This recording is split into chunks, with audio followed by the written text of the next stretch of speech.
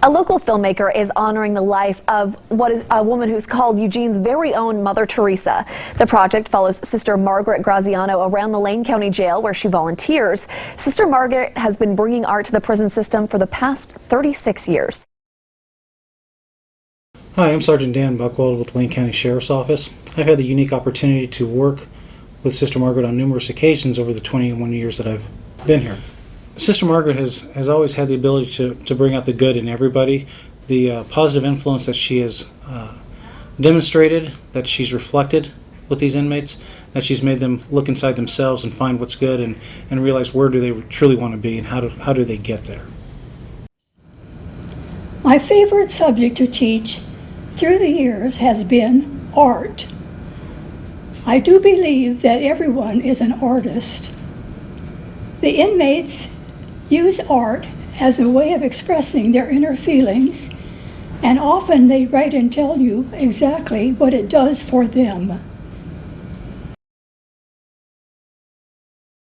If it were not for the encouragement of people like Sister Margaret Graziano and her supplying me with paper, I'm not sure I would have continued to try. Thank you. Teddy Lee Souden.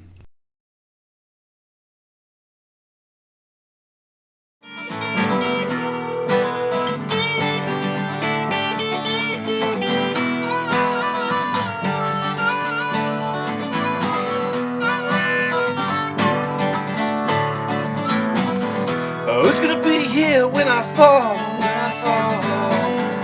When I've hit the ground and find that I'm not 10 feet tall, who's gonna wipe the dirt away? There'll be there to hold my head and help me through another day. Oh, through another day. All I'm asking for is forgiveness. That was Curtis then. This is Curtis now. In March of 2003, I was convicted of negligence homicide for killing my best friend in a hunting accident. I went to Lane County Jail and stayed there for 2 months while I was being prosecuted and ready to go to OSP. At that time, I was staying in a single-man solitary cell. Right before I was shipped, I was taken down to a 15-man pod. At that time, I got to meet a few people, and it was kind of nice to actually talk to a couple of inmates and share some stories. A few different gentlemen that had heard my story wanted to pray with me and mentioned Sister Margaret. I had a brief time to pray with her, and I was just blown away by her peacefulness. Another gentleman in that 15-man pod, his name was Kevin Briggs. We met, and he showed me an extensive amount of his artwork. I was blown away by what he could do with a small graphite pencil. Scenery, lighthouses, beautiful 50s gas stations, all from memory. One of these lighthouses stood out to me. It was a Coquille lighthouse. It was where my wife and I had been married. Kevin let me know that he could go ahead and send a small postcard because Sister Margaret had actually made them for him, and then later on send me a larger picture. I never stayed in touch with Kevin when he went to federal penitentiary, but I know that Sister Margaret had received a lot more of his works. I know how grateful he was for having that extra help when he didn't have his family. I'd like to say thank you, Sister Margaret, for all your work that you've done with hundreds of us, and for Kevin and I both. God bless you. Kevin Briggs was originally placed in solitary confinement for 23 hours a day. During this period, he produced one drawing in his cell each day.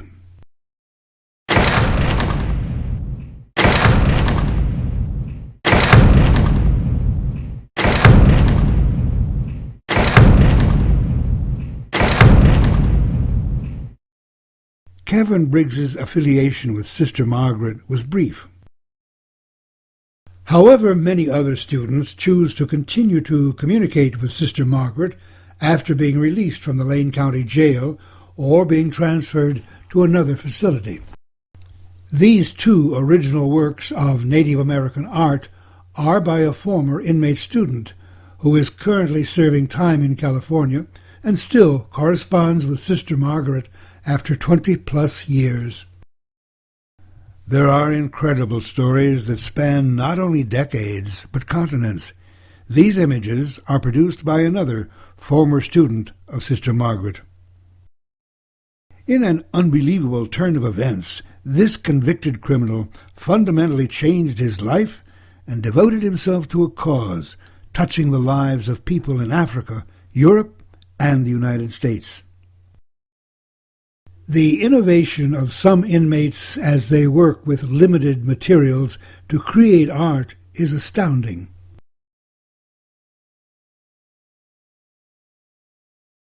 Sister Margaret taught her students that a pencil in hand can also be a therapy to the mind, by not only creating art, but also while crafting words. The following poetry and artwork, all created by different inmates at different times, share common themes of despair and regret. Life can be very distant, far away, unattainable. For me, life is all, and yet nothing. I have seen the stars pass, my lifelong dream. I cried. Dreams pass by as rapid shooting stars in a horizon of emotion. The light of life shattered into a prism of thought. Help me, I cried. A chance to help, a chance to grow. These, dear sister, are the seeds you sow. The many years you walked the halls, tending needy souls within the walls, sharing pride in their accomplishments, your words inspiring confidence. You hear the frustrations and see the tears, the whispered hopes and mortal fears. You're a friend to the forgotten kind. You show them no man's left behind. The artwork and written word we have shown thus far is only a small selection of the volumes of material that Sister Margaret has accumulated over the years. Sister Margaret has devoted 36 years to furthering the interest of rehabilitation through the application of correctional art programs. Her belief in the innate goodness of people and in the possibility of redemption for all has aided her in her work and allowed her to touch the lives of thousands of inmates. Our intent is to create a compelling documentary that will raise awareness about Sister Margaret's work and the incredible impact she has had and continues to have in our prison system. If you agree that Sister Margaret's story deserves to be told, and you wish to honor her life of service, we ask you for your participation. Any financial assistance on your part will bring us closer to achieving this recognition of Sister Margaret's accomplishments. Thank you for your consideration.